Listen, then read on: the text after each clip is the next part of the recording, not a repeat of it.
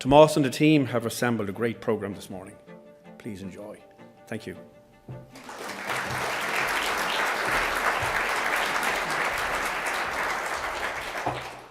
Good morning, welcome. First of all, we're going to hold this event on Chatham House rule. However, if you want to use your social media and share some of the exciting perspectives you're going to be hearing here, please make sure to tag us and to use the hashtag CO Forum 2023. Pat, thank you very much for taking on this minor role.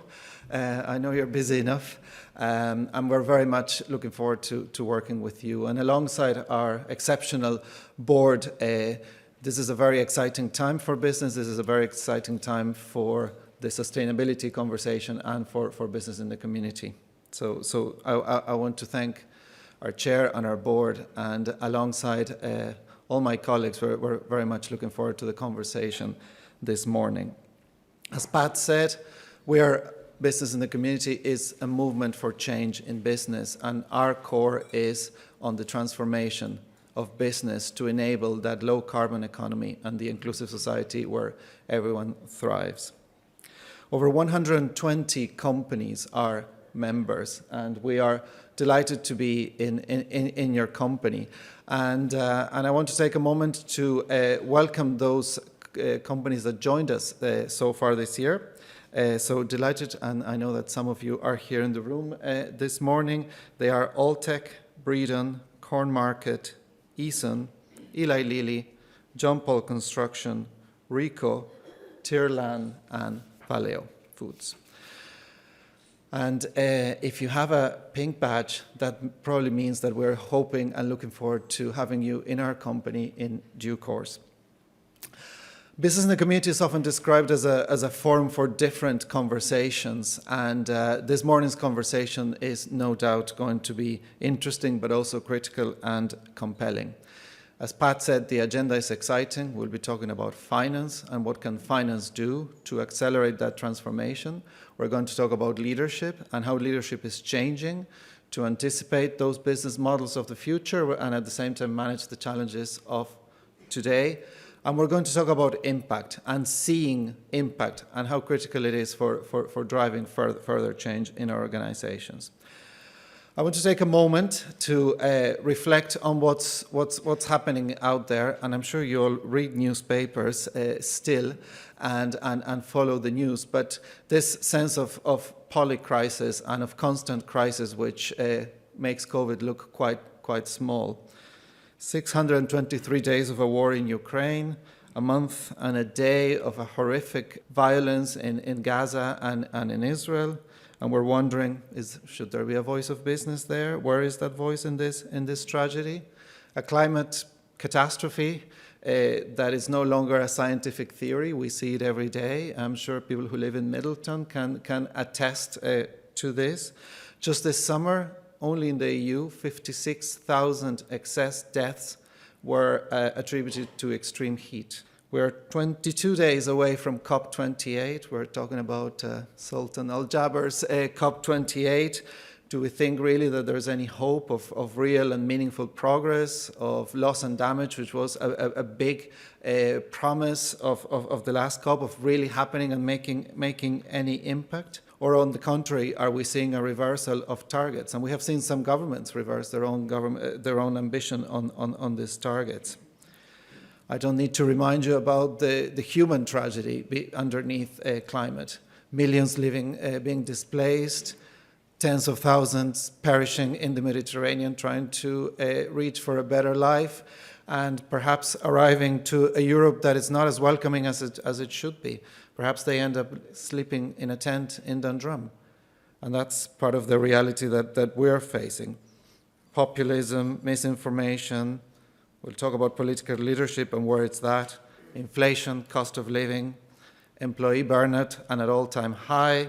Our youth, incredibly concerned about the planet we're going to leave behind. A post-pandemic workplace, a lot of conversations that I have with you about this, with ongoing challenges to recruit and to retain. Our fragmented society. Still in Ireland today, a traveller is 13 times less likely to get a job than anybody else in this room.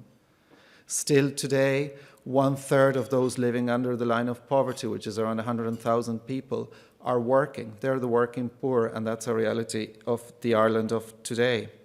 A new word I heard this year for the first time, greedflation, and excessive CEO remuneration. Those are some of the things that are all coming your way. And I'm sure you're wondering, what does all this mean to you? And I'm sure you all have responses, and I'm sure we'll hear from the amazing speakers that were brought together, some of the responses that they have. But let me give you some sense of where I think the response should be. A recent KPMG global survey of CEOs indicated that 2/3 of them felt they're confident that they have embedded ESG into their business models as a means to create value, so very deeply embedded. However, at the same time, the same amount of CEOs said they felt that their current ESG progress wouldn't be strong enough to withstand potential stakeholder scrutiny. So there is definitely a challenge there. And there is a temptation perhaps to say, I'm not going to raise my voice on ESG because there's a risk that I'll be shut down. And as you very well know, this is not the time for that. I do think where some of the keys can be of where we're going are looking at your purpose as an organization. Stephen and I were talking about purpose earlier. Is your ambition aligned with societal expectations? Is your business model future-proof? You understand where those trends are. Trust. Are you building enough trust through your communication, being authentic and genuine? And is your behavior consistent with those values you espouse?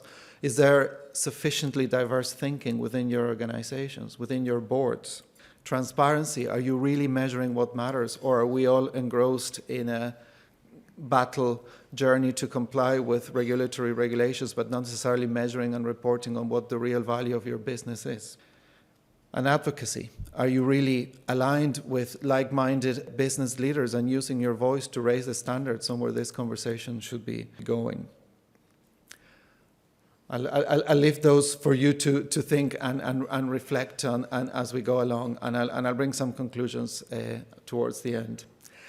Before I leave, I want to talk about the Business Working Responsibly mark, because as you know, the mark is a standard that business in the community has set up to ensure that management systems in businesses are aligned with best in class, and now it is aligned with the CSRD directive and the standards that are coming down the line.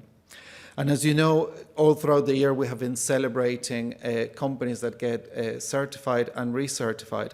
And I'm going to take a moment and celebrate 6 companies, 3 that got recertified for the 3rd time, which is a huge achievement. It takes a lot of effort to get there, and 3 companies that were certified for the first time. So I might ask you to stand up as I name you, and I want to take a moment and recognize you. So firstly, on the companies that got recertified for the 3rd time, we have Bank of Ireland. I know Gavin Kelly and Eamon Hughes are here, so if you wouldn't mind standing up for a minute. A&L Goodbody, Seamus O'Cronin, and Ross Moore.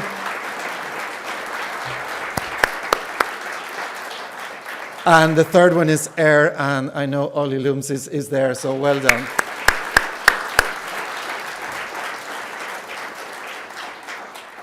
If Mr. Eamon Ryan was here, he would be delighted, because the 3 companies we got first certified this year are all very close to his portfolio. And they are Bus Éireann, Stephen Kent. I don't know if Stephen is here. Stephen, well done.